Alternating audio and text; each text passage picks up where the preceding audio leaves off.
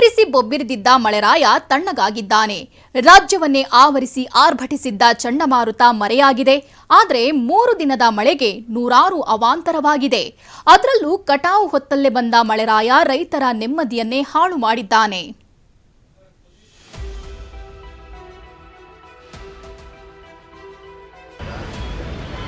ಹಣ್ಣು ಬೆಳೆಯೋ ಮೊದಲೇ ಕಲ್ಲಂಗಡಿ ಕೊಳೆಯುತ್ತಿದೆ.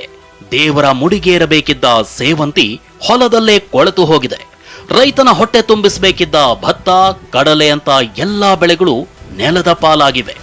ಅನಿರೀಕ್ಷಿತ ಮಳೆ ಹೊತ್ತು ತಂದಿದ್ದ ಫೆಂಗಲ್ ಚಂಡಮಾರುತ ರೈತರ ಬದುಕನ್ನೇ ಕಿತ್ಕೊಂಡಿದೆ.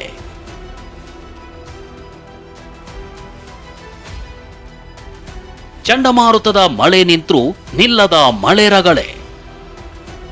ಫೆಂಗಲ್ ಹಾವಳಿಗೆ ಬೆಳೆಗಳು ನಾಶ, ರೈತ ಕಂಗಾಲು. 3 ದಿನ ಆರ್ಭಟಿಸಿದ್ದ ಮಳೆ ಸೈಲೆಂಟ್ ಆಗಿದೆ.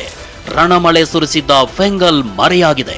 ಮಳೆ ನಿಂತ್ರೂ ಮರದ ಹನಿ ನಿಲ್ಲಲ್ಲ ಅನ್ನೋ ಹಾಗೆ ಎಲ್ಲೆಲ್ಲೂ ಅವಾಂತರಗಳೇ ಕಾಣ್ತಿವೆ. ಅದರಲ್ಲೂ ಚಂಡಮಾರುತದಿಂದಾಗಿ ಸುರಿದ ಅಕಾಲಿಕ ಮಳೆಗೆ ರೈತರು ಕಂಗಾಲಾಗಿದ್ದಾರೆ. ಉಡುಪಿ ಜಿಲ್ಲೆ ಬ್ರಹ್ಮಾವರ ತಾಲೂಕಿನ ಗಿಳಿಯಾರು ಹರ್ತಟ್ಟು ಗ್ರಾಮದಲ್ಲಿ 3 ಎಕರೆಯಲ್ಲಿ ಬೆಳೆದಿದ್ದ ಕಲ್ಲಂಗಡಿ ಹಾಳಾಗಿದೆ. 2 ತಿಂಗಳು ಕಷ್ಟಪಟ್ಟು ಬೆಳೆ ಬೆಳೆಸಿದ್ದ ರೈತ ಲಕ್ಷ ಹಣ ಖರ್ಚು ಮಾಡಿದ್ದ. ಆದ್ರೆ ಫಸಲು ಬರೋ ಮುನ್ನವೇ ಬೆಳೆ ಹಾಳಾಗಿದೆ. ದೇಶದ ಬೆನ್ನೆಲುಬು ರೈತ ಅಂತೇಳಿ ಹೇಳಿ, ಆದ್ರೆ ನಮಗೆ ಎಲುಬುಗಳೆಲ್ಲ ತುಂಡಾಗಿ ಹೋಗಿದೆ. ಯಾಕಂದೇಳಿ ಹೇಳಿದ್ರೆ ಈ ಗದ್ದೆಯಲ್ಲಿ ಕೆಲಸ ಮಾಡಿ ಭತ್ತದ ರೇಟ್ 23 ರೂಪಾಯಿ, ಬೇರೆ ವ್ಯವಸ್ಥೆ ಮಾಡಿದರೆ ಈ ತರಕಾರಿ ಮಾಡಿದರೆ ಲಾಸ್. ಈ ಥರ ಮಳೆಯಿಂದ ಹವಾಮಾನ ಇದರಿಂದ ನಮಗೆ ರೈತನಿಗೆ ಮಾತ್ರ ಭಾರಿ ಕಷ್ಟದ ಬದುಕಾಗಿದೆ. ಸೋರುತ್ತಿದೆ ಮೈಸೂರು ಮಹಾನಗರ ಪಾಲಿಕೆ ಕಟ್ಟಡ. ಸೈಕ್ಲೋನ್ನಿಂದ ಸುರಿದ ಮಳೆಯಿಂದಾಗಿ ಮೈಸೂರಿನ ಗರಡಿ ಮನೆಯ ಗೋಡೆ ಕುಸಿದಿದೆ. ಇರ್ವಿನ್ ರಸ್ತೆಯಲ್ಲಿರೋ ಉಸ್ತಾದ್ ಶ್ರೀನಿವಾಸಣ್ಣನವರ ಗರಡಿ ಮನೆಗೆ 188 ವರ್ಷಗಳ ಇತಿಹಾಸವಿದೆ.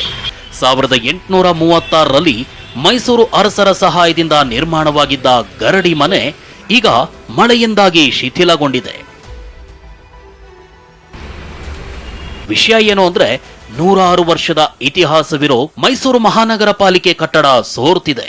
ಸೂಕ್ತ ನಿರ್ವಹಣೆ ಇಲ್ಲದೆ ಕಟ್ಟಡ ಸೋರ್ತಾ ಇದ್ದು, ಕಟ್ಟಡದ ಮೇಲ್ಭಾಗದಲ್ಲಿ ಗುಡಿಸಲುಗಳಿಗೆ ಹಾಕಿದಂತೆ ಟಾರ್ಪಲ್ ಹಾಕಲಾಗಿದೆ. ಪಾಲಿಕೆ ನಿರ್ಲಕ್ಷ್ಯದಿಂದಾಗಿ ಪಾರಂಪರಿಕ ಕಟ್ಟಡವೇ ಕುಸಿಯೋ ಸ್ಥಿತಿ ತಲುಪಿದೆ. ಮೈಸೂರು ಮಹಾನಗರ ಪಾಲಿಕೆ ನಿಜಕ್ಕೂ ಕೂಡ ಇಲ್ಲಿ ಕೆಲಸ ಮಾಡುವಂತ ಸಿಬ್ಬಂದಿಗಳಿಗೆ ಯಾರಿಗೂ ಕೂಡ ರಕ್ಷಣೆ ಇಲ್ಲ. ಯಾಕಂದ್ರೆ ಅಷ್ಟೊಂದು ಕೆಟ್ಟ ಪರಿಸ್ಥಿತಿ ಈ ಒಂದು ಮಹಾನಗರ ಪಾಲಿಕೆಯ ಕಟ್ಟಡದಲ್ಲಿ ಇರುವಂಥದ್ದು.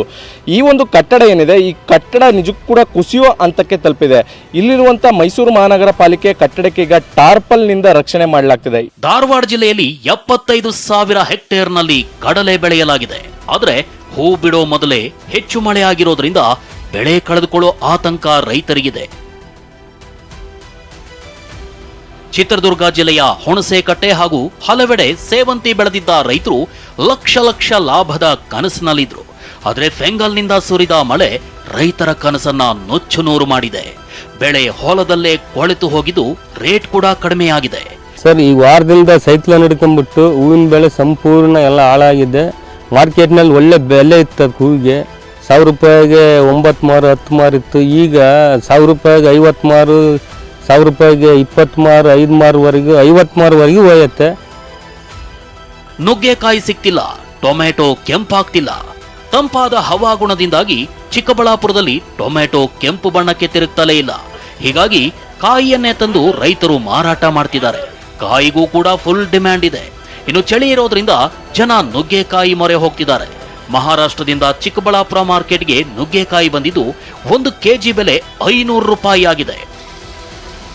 3 ದಿನದಲ್ಲಿ ಕಡಿಮೆ ಆಯಿತು 10 ಲಕ್ಷ ಲೀಟರ್ ಹಾಲು. ಇನ್ನು ಚಳಿ ಮಳೆಯಿಂದಾಗಿ ಹಸುಗಳು ಸರಿಯಾಗಿ ಮೇವು ತಿಂತಾ ಇಲ್ಲ. ಇದರಿಂದ ಸರಿಯಾಗಿ ಹಾಲು ಕೊಡ್ತಿಲ್ಲ.